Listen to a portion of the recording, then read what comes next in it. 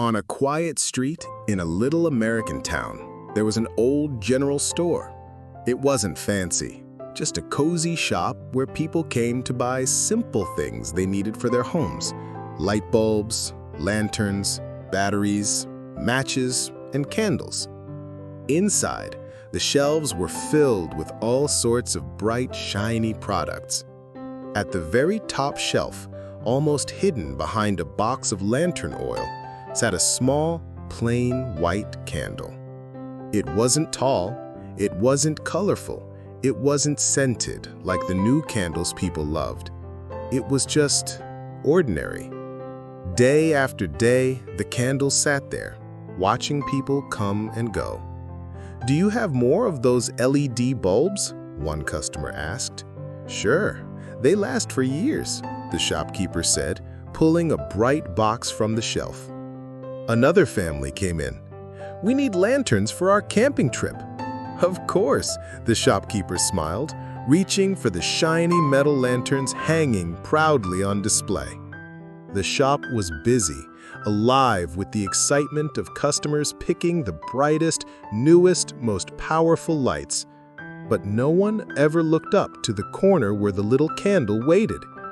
The candle whispered to itself at night when the shop was finally quiet. "I'm too small. I don't shine like the others. Nobody will ever choose me." The other lights in the shop weren't kind. The tall glass lamp smirked. "Look at you! You're so tiny. I could shine all night with just a bit of oil, while you'll melt away in no time." The electric bulb laughed. "You're old-fashioned. People want power and brightness. Who would waste their money on you?" Even the colorful decorative candles giggled. "At least we look pretty. You're just plain and boring." The candle stayed silent, but inside it felt lonelier with every passing day. "Maybe they're right," the candle thought sadly.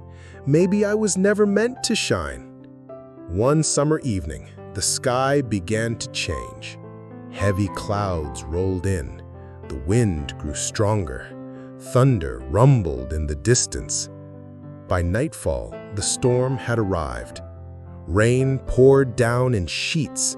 Lightning split the sky. The wind howled like a wild beast. And then suddenly, everything went black. The power across the entire town went out. Houses that were once glowing with worn lights fell into silence and darkness. Children cried in fear. Parents stumbled, searching for flashlights or lamps. In one small home at the edge of town, a family of 4 huddled together. The children clung to their mother. "Mommy, I'm scared," the little girl cried. "It's so dark," whispered her brother. The father searched desperately through drawers. "Where's the flashlight? I know we had one." But the batteries were dead. The lantern's glass was cracked. Then, at the very back of a drawer, he found something small and dusty. It was a plain white candle. The father struck a match. The candle flickered to life. At first, the flame was small and shaky, as if unsure of itself. The candle thought, "I'm too tiny. My light won't last. What if I fail them?" But then it looked around. The children stopped crying. Their eyes widened with relief. The mother smiled softly. "It's okay, kids. Look, we have light." The father placed the candle in the center of the table. The room, though still shadowed, was no longer frightening. The candle whispered to itself, "Maybe I can't light up the whole town, but I can keep this family safe tonight." And so it burned. Outside, the storm raged on. Rain hammered against the windows. Thunder shook the walls. But inside, the little flame danced bravely, pushing back the darkness. The children leaned closer, watching. "It's like the flame is fighting the storm for us," the boy whispered. The little girl giggled for the first time that night. "It's like a tiny warrior." The candle's flame glowed brighter, proud and strong. Hours passed. The candle melted slowly, giving away its body drop by drop. But instead of sadness, it felt joy. Every piece of me is becoming light for them. This is my purpose. This is why I was made. The night felt endless. The candle grew smaller and smaller. Its wax formed tiny puddles on the table.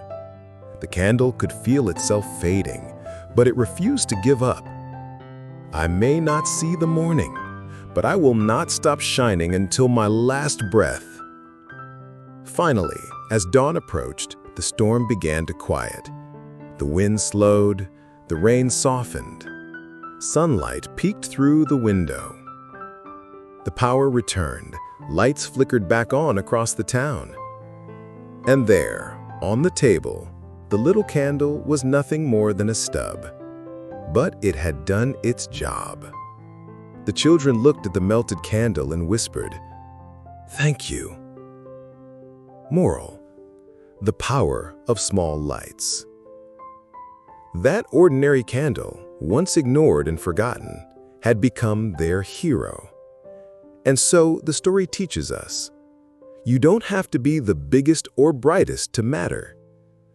Even the smallest light can chase away the darkest fear. Your worth is far greater than you realize. The family didn't throw the stub away. The mother carefully placed it in a small glass jar and set it on the mantel. Every time a storm rolled into town, she would point to it and tell her children, "This little candle saved us when we were afraid. Never underestimate yourself. Even the smallest among us can be the bravest." The children grew up hearing the story again and again. They told it to their friends, and one day to their own children. And long after the candle was gone, its flame lived on in their memories, their stories, and their lives. The little candle never knew it, but it became more than just wax and wick. It became a symbol of hope. Even if you feel small, ordinary, or unseen, your kindness, your courage, your presence can brighten someone's darkest night. If this story touched your heart, share it with someone who needs hope today. Leave a comment about how it inspired you. And don't forget to subscribe to the English Moral Story Hub for more emotional, motivational stories that improve your English and inspire your life. Because no matter how small you feel, you can be the candle in someone's darkness.